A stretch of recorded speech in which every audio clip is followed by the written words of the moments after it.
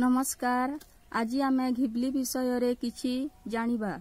Ghibli हेउछि Japan रो प्रसिद्ध animation चलचित्र studio.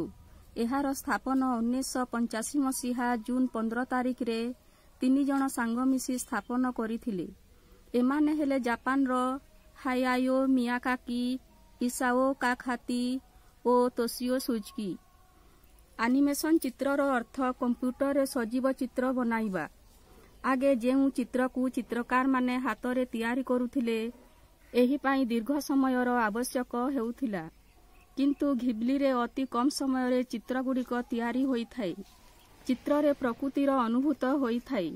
एथिरे कार्टून बनेइबा, चित्र माध्यम रे गप तैयारी करिबा, चलचित्र तैयारी करिबा अति सहज रे होई थाई।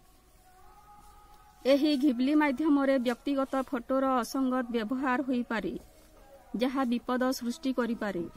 घिबली को इंग्राजी रे जिबली मध्य कुहा जाय। धन्यवाद।